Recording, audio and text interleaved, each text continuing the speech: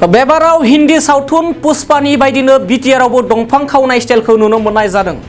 नाथाय बिटिआर सरकारनि हाग्रा बिफाननि गोख्रों सिग्रोमनायाव पुष्पा हिन्दी सावथुननि स्टाइलाबो बेबाराव फैमाल।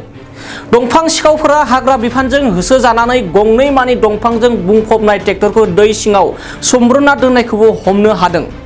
नंगौ, बेबायदिनो जादों हल्टुगाव डिभिजननि लावपानियाव।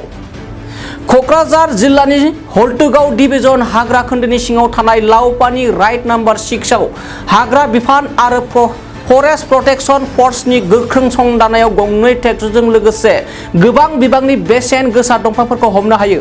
हमना मोननाय सेरफांपालि दंफांनि बेसेना बाजाराव खमैबो 5 लाखसो जागोन होनना गौरां रेन्जनि रेन्जार मानिक बरुवा बिथाङा फोरमायो।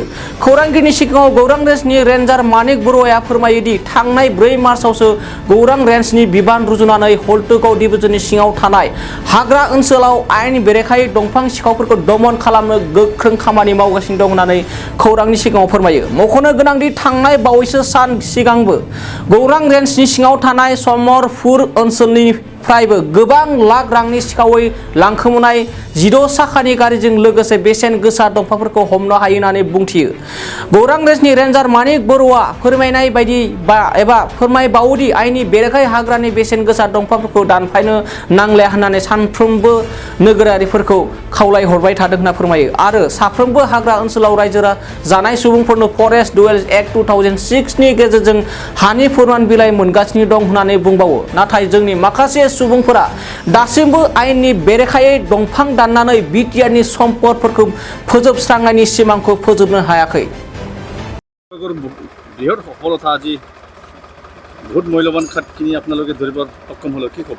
আৰু এই ক্ষেত্ৰত মানে আমি এটা আজি সফল অভিযান আৰম্ভ কৰিলোঁ। এইটো এটা যুটীয়া অভিযান একচুৱেলি।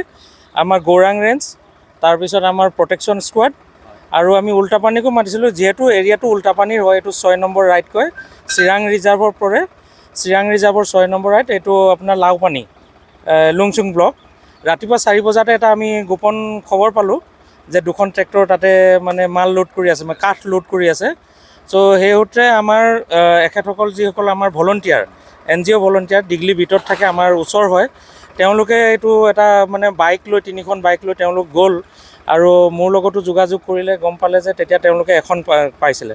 কিন্তু তেওঁলোকক দেখি ইঞ্জিনকেইটা মানে ট্ৰলিকেইটা এৰুৱাই ইঞ্জিন পলাই গৈছিলে। কিন্তু আমি মাত্ৰ এটা ইঞ্জিন চিজ কৰিবলৈ সক্ষম হ'লোঁ, লগতে 2খন ট্ৰেইলাৰ আৰু আপোনালোকে দেখিছে এইখিনি নন চাল কাঠ, এইখিনি পাৰলি। যোৱা 4 মাৰ্চত মই এইটো গৌৰাং ৰেঞ্জত ৰেঞ্জাৰ হিচাপে জইন কৰিছোঁ আৰু যোৱা 4 তাৰিখৰ পৰা আমি কেইবাটাও সফল অপাৰেশ্যন কৰিছোঁ। আপোনালোকে দেখিছে এখন বৃহৎ ট্ৰাক, তাতো আমি সেইখিনি লালি কাঠ ধৰিছোঁ। আৰু যোৱা 3 তাৰিখে এখন আপোনালোকে যিখন দেখিছে, আমি সমৰপুৰ বুলি এখন গাঁৱত আমি গোপন সূত্ৰৰ পম খেতি ৰাতি আমি 10:30 এইখনো নন চাল হয়, পাৰলি কাঠ আমি জব্দ কৰিবলৈ সমৰ্থ হৈছোঁ। আজি যে ধৰিব পাৰিলে আপোনালোকে জব্দ কৰিলে কিমান মূল্যৱান? এইখিনি যথেষ্ট বজাৰ মূল্য যথেষ্ট হ'ব, কাৰণ কেলৈ কাঠখিনি কমেও আমি 1.5-2 লাখ টকাৰ আমি ধৰিছোঁ। তাৰ লগতে 2খন ট্ৰলি আৰু ইঞ্জিনটো লগাই আমি সৰ্বমুঠ 5 লাখ টকাৰ আজি এটা মানে সম্পত্তি এটা জব্দ কৰিবলৈ সক্ষম হৈছোঁ। ইয়াৰ বাদেও ছাৰ আমি দেখিবলৈ পাওঁ গৌৰাং ৰেঞ্জৰ বিভিন্ন এই জংঘলসমূহ কাটি পেলাই গাছখিনি, মূল্যৱান গাছখিনি কাটি ধ্বংস কৰি আছে।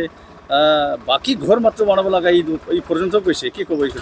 এই ক্ষেত্ৰত মই ক'ব লাগিব যে 4 তাৰিখে মই জইন কৰাৰ পিছতে আমি এটা তাতে এছেছমেণ্ট কৰিলোঁ। আমি নিজে গ'লোঁ ফিজিকেলি, তাতে দেখিছোঁ যে গছবিলাক মানে বহুত মূল্যৱান গছ বহুত বেছি পৰিমাণে কাটিছিলে। কিন্তু পৰৱৰ্তী সময়ত আমি গম পালোঁ যে আমি অভিযান চলাইছোঁ, সফল নহওঁ। তেতিয়া আমি কি কৰিলোঁ, প্ৰথম আমি 13খন গাঁৱৰ লগত মিটিং কৰিলোঁ গ্ৰাম সভাৰ সৈতে। আপোনাৰ ব্ৰহ্মপুৰা গ্ৰাম সভাৰ অধীনত 13খন গাঁও আছিলে।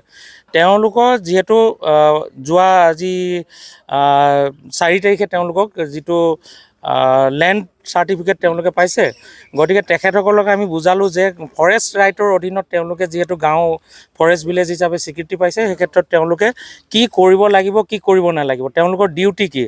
কাৰণ তেওঁলোকে যিহেতু ফৰেষ্ট ভিলেজ হিচাপে স্বীকৃতি পাব, তেওঁলোকে ফৰেষ্টত এফেক্ট হোৱা, এনভাইৰনমেণ্টত এফেক্ট হোৱা একো কাম কৰিব নোৱাৰিব।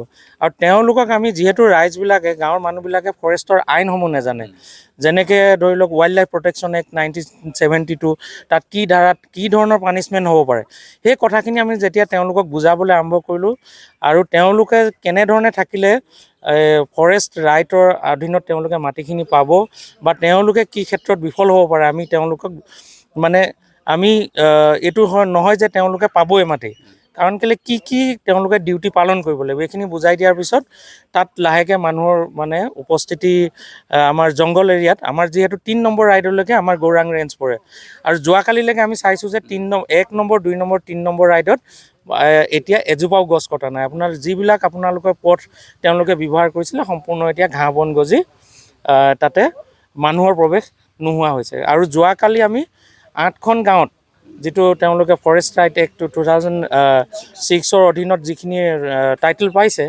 তেওঁলোকৰ মাজতো আমি যোৱাকালি মিটিং কৰিলোঁ, আৰু তেওঁলোকক সেইখিনি সুৰক্ষাৰ ক্ষেত্ৰত সহযোগ কৰিবলৈ আমি আহ্বান জনাইছোঁ। তেওঁলোকে সহযোগ কৰিছে। ইতিমধ্যে ব্ৰহ্মপাৰাৰ পৰা আমাক 2টা মেচিন, গছ কটা মেচিন, এটা হাতে সজা বন্দুক তেওঁলোকে আমাৰ ওচৰত জমা দিছে, ছাৰেণ্ডাৰ কৰিছে।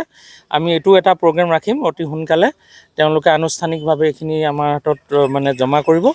আৰু আমি ৰাইজৰ সহযোগিতা নহ'লে কেতিয়াও আমি পৰিৱেশ বা যিকোনো এটা বস্তু সংৰক্ষণ, কোনো এটা লক্ষ্য মানে আমাৰ উদ্দেশ্য সফল নহয় যেতিয়ালৈকে আমাৰ ৰাইজৰ সহযোগিতা নাথাকে। গতিকে আমাৰ সম্পূৰ্ণ ৰাইজৰ লগত সহযোগিতাৰে আমি কাম কৰি আছোঁ। আমি আশা ৰাখিছোঁ ৰাইজে বুজি উঠিছে আৰু ভৱিষ্যতে তেওঁলোকে সহযোগ কৰিব, আৰু আমি আমাৰ যিখিনি মূল্যৱান গছ গছনি আছে আমি সংৰক্ষণ কৰিবলৈ সমৰ্থ হ'ম। ধন্যবাদ। ধন্যবাদ। Thank U.